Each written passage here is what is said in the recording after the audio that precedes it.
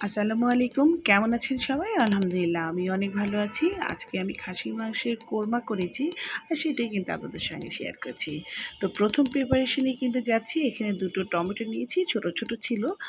আর এখানে কাঁচামরিচ নিয়েছি ৭-৮ টা, ১ টেবিল চামচ পোস্ত আর ১ কাপ পেঁয়াজ বেরেস্তা করেছিলাম, সেখানে ৩ ভাগটা নিয়েছি।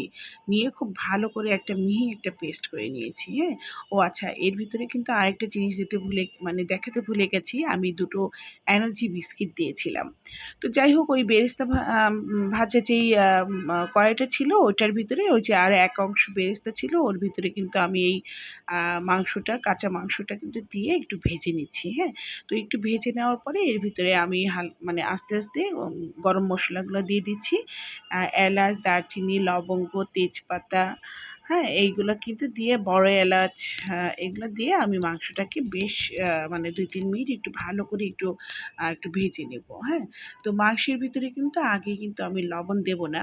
আর এই মাংসের ভিতরে ফার্স্ট টাইমেই যদি লবণ দেওয়া যায় তো ওর ভিতরে যে জুসি ভাবটা এটা কিন্তু চলে যায়। তো লবণটা কিন্তু আমি একটু পরেই দেব। আমি মসলাগুলো আগে দিয়ে নিচ্ছি। তো এখানে আমি ১ টেবিল চামচ আদা বাটা দিয়েছি। আর ১ টেবিল চামচের একটু কম রসুন বাটা, আর ১ টেবিল চামচ ধনিয়া গুঁড়া, ১ টেবিল চামচ জিরা গুঁড়া দিয়ে কিন্তু মাংসটা খুব সুন্দর করে কিন্তু কষিয়ে নিচ্ছি, হ্যাঁ? তো এই মাংসটা কিন্তু একটু ঢাকা দিয়ে আমি কষিয়ে নিচ্ছি। আর যখন দেখেছি পানিটা একদম শুকিয়ে গেছে তখনই কিন্তু আমি এর ভিতরে পরিমাণ মতো লবণ দিয়ে দিয়েছি। আর লবণ দিয়ে আমি হালকা একটু গরম পানি দিয়ে আবার একটু মাংসটা একটু কষিয়ে নিয়েছি। তো এইটা কিন্তু বেশ সময় নিয়ে একটু মানে অল্প, অল্প জালেই রান্নাটা করতে হবে। আর দেখুন মাংসটা কতটা টুটে গেছে আর ওর ভিতর থেকেও বেশ খানিকটা পানি বের হয়ে গেছে। তো ওইটা দিয়ে কিন্তু মাংসটা প্রায় অর্ধেকটাই সিদ্ধ হয়ে গেছে। আর ওই যে আ বেটে রেখেছিলাম একটা মসলা, সেই মসলাগুলো কিন্তু আমি এখন দিয়ে দিচ্ছি। তো এই মসলাটা দিয়ে কিন্তু মানে অনবরতই কিন্তু একটু নাড়তে হবে। মানে ঢাকা দিলেও কিন্তু একটু নাড়তে হবে। যেহেতু বাদাম আছে নিচে লেগে যাওয়ার সম্ভাবনাটাই বেশি। আর ব্লেন্ডার ধুয়ে যে পানিটা হয়েছিল সেই পানিটাই কিন্তু আমি দিয়ে দিয়েছি। তো খুব লো ফ্লেমে রেখেছি যেন মানে হাই হিটে দিলে নিচে লেগে যাবে। আর তখন মানে মাংসটা হবে না, তখন নিচে লেগে যাবে। তো এইজন্য আমি কিন্তু মানে একদম লো ফ্লেমে রেখে মাংসটা কিন্তু রান্না করেছি। তো মাংসটা রান্না করতে কিন্তু অনেক সময় লেগেছে। আর এখানে কিন্তু আমি ১ কাপ এখন দুধ দিয়ে দিলাম, হ্যাঁ?